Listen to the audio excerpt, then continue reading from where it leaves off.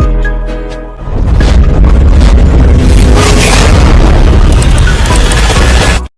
मैं मोहन अग्रवाल। आप देख रहे हैं एमएड न्यूज़ आपके साथ। आज दुर्गढ़ में एक संयुक्त ग्राम सभा रखी गई थी। इसके पदाधिकारी कुछ जैसे के पदाधिकारी हमारे साथ में, उनसे हम बात करेंगे और समझेंगे उनसे कि क्या थी ग्राम सभा में, क्या रखा था। सबसे पहले हमारा महेंद्र सिंह तन्वर जी, उनसे बात करेंगे। महेंद्र जी, आज क्या था और ये हमने जो देखा एक दिन बाद की सभाएँ थी। आज जो हमारे ज़मीनों पे उद्योग के नाम पे जो हमारी ज़मीन छीनने का जो सरकार द्वारा षड्यंत्र रचा जा रहा है, उसको लेके आज समस्त ग्राम पंचायत द्वारा संयुक्त ग्राम सभा का आयोजन किया गया और प्रस्ताव पारित किया गया कि हम किसी भी सूरत में हमारी ज़मीन नहीं देंगे और इस ज़मीन की लड़ाई हम अंत तक लड़ेंगे। आज यही संकल्प लेकर सभी ग्रामवासी और सामाजिक संगठन के लोग यहाँ पर उपस्थित हुए हैं और हम किसी भी सूरत में हमारी ज़मीन किसी को भी देने के मूड में नहीं है और हम हमारी ज़मीन के लिए आखिरी तक लड़ाई करेंगे। जो खनिज के लिए जमीन अधिकृत की बात आ रही है, ये जो अधिकृत के लिए कौन लेना चाह रहा था?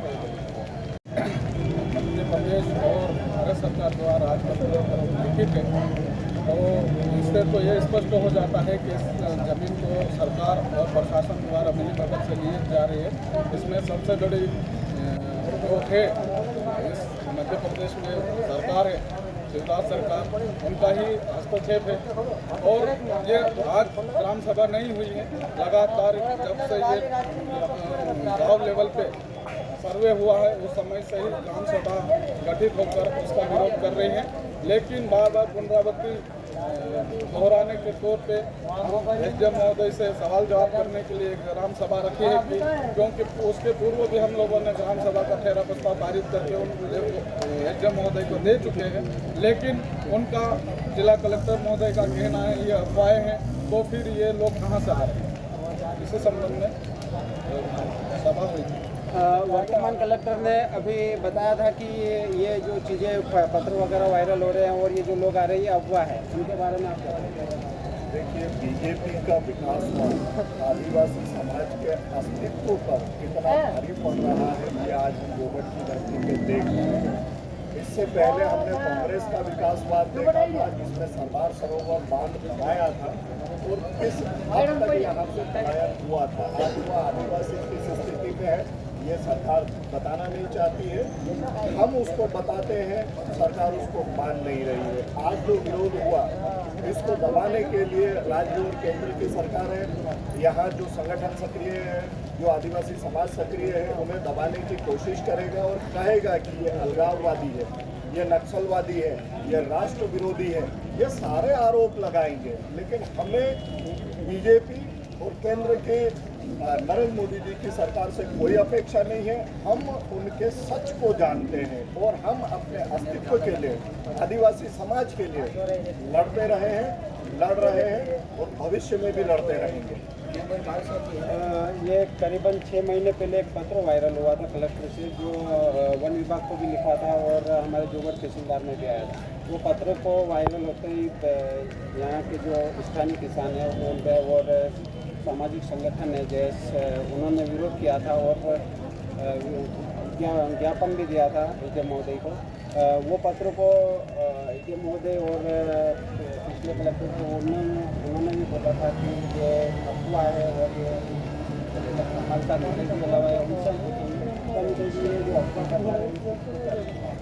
देखिए, 23/3/2023 का एक पत्र है मध्य प्रदेश शासन की तरफ से, जो केंद्र के सरकार के रेफरेंस में मध्य प्रदेश सरकार ने समस्त जिलाधिकारी खनिज माइनिंग वगैरह को देने के लिए सौंपा है, जिसमें अलीराजपुर जिला भी शामिल है। ऐसे और भी ट्राइबल जिले हैं जिनके उसमें नाम है। उसके बाद में माइनिंग की तरफ से जिला अधिकारी के द्वारा एक लेटर जारी किया जाता है दिसंबर में ही, और वो पत्र वायरल हुआ था। उस पत्र को वायरल होते ही हमारे समाज के जो जागरूक लोग थे उन लोगों ने आपत्ति ली, माइनिंग वालों से संपर्क किया, लेकिन कोई व्यवस्थित जवाब नहीं आया। जिम्मेदार लोगों ने सही ढंग से जवाब नहीं दिया। जब पॉकेट बैठकें गांव में चालू होने लग गई, विरोधाभास हुआ, ज्ञापन के माध्यम से विरोध हुआ, तो तत्कालीन जिला कलेक्टर ने एक निवेदन पर एक पत्र जारी करके उसका खंडन भी करवाया था। लेकिन जब खंडन होता है उसके पश्चात भी शासन स्तर पर बहाना बना के कहीं अवांछित तत्वों की तरह बाहरी लोग आते हैं, कोई पत्थर उठा रहा है, कोई गिट्टी उठा रहा है, कोई मिट्टी उठा रहा है, तो इसका मतलब क्या है? आप आदिवासियों को भ्रमित कर रहे हैं या फिर बेवकूफ़ समझ रहे हो। एक तरफ से आप खंडन कर रहे हो, दूसरी तरफ से आप निरीक्षण परीक्षण भी कर रहे हो। तो इसका मतलब साफ है कि आपकी ये दोहरी मानसिकता नहीं चलेगी और आपने खंडन किया है तो ज़मीन पर वो अमल नहीं हो रहा है।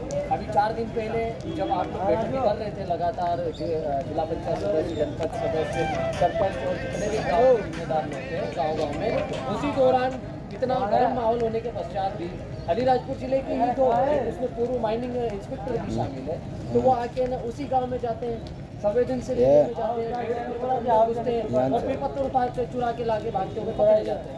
और उस दौरान उनको बिठा के जिला प्रशासन को बुला के चर्चा कुछ लिखा पढ़ी करके उनको छोड़ा दिए।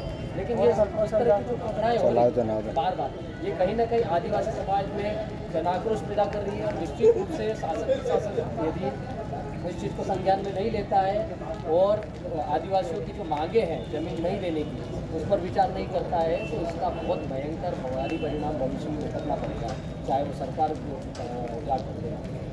आपने सुना होगा नेता सिलावत जी ने जो कहा, हमारे साथ में नरेंद्र सिलावत जी, हम उनसे भी बात करेंगे। आज जिसमें कई गाँव से लोग आए, किसान लोग आए, उनको क्या देखिए, जो आदिवासी समाज इनके संवैधानिक अधिकारों का होना चाहिए, जिसके लिए आज ये संयुक्त बैठक रखी गई है। और ये जो कलेक्टर के माध्यम से शिवराज सरकार ये सब काम करा रही है, क्योंकि ऐसा हो ही नहीं सकता कि अगर सरकार जो है शिवराज सरकार वही कलेक्टर को निर्देश कर रही है कि आप ये कार्रवाई करें, नहीं तो ये 10 सालों में 11 कलेक्टरों के ट्रांसफ़र नहीं हो रहे। तो मैं इन प्रशासनिक अधिकारियों से भी कहना चाहता हूँ कि आप लोग डरे नहीं और जो सही है वही कार्य करें, नहीं तो अभी झाबुआ में जैसे कलेक्टर साहब को सजा हुई है, वैसे ही समय अगर बदलता है, सरकार बदलती है, और अगर ये आदिवासी समाज के साथ में कुछ गलत करते हैं तो जरूर इनके खिलाफ भी कार्रवाई होगी। आपने सभी हमारे साथ में राजू भाई है, जो कि उनसे भी हम बात करेंगे, उनसे भी समझेंगे आज ये सवाल है कि सही की सवाल से क्या है। मैं ये कहना चाहता हूँ कि यहाँ की जो जंगल ज़मीन है, इसका अधिकार यहाँ के सर्व आदिवासियों का है और सरकार जो चोरी छुपे से यहाँ की खदान, यहाँ के जो पत्थर लेकर जाके संपन्न कर रहे हैं, यहाँ के बाहरी लोग आके यहाँ की चीज़ों को आके उठा के लेके जा रहे हैं और धीरे धीरे यहाँ के आदिवासियों को बाहर करने का जो प्लानिंग बता रही है, ये भूल ना करें। आदिवासी कमज़ोर नहीं है, कंकर का जवाब पत्थरों से देने की ताकत रखती है। इसके लिए मैं यही कहना चाहता हूँ कि सर्व आदिवासी एक होकर लड़ेगा और ये भूल कभी ना करे। यहाँ के आदिवासी बहुत मजबूत है और कभी ऐसा नहीं हो सकता है। जो कुछ हो रहा है उसको डिजोल्व करें, अन्यथा भुगतने के लिए तैयार रहे। मैं यही कहना चाहता हूँ। आपने सुना होगा राजू भाई को भी इन्होंने जो कहा है, और आप देखते रहिए MH न्यूज़ आपके साथ। आप देख रहे हो MH न्यूज़ आपके साथ।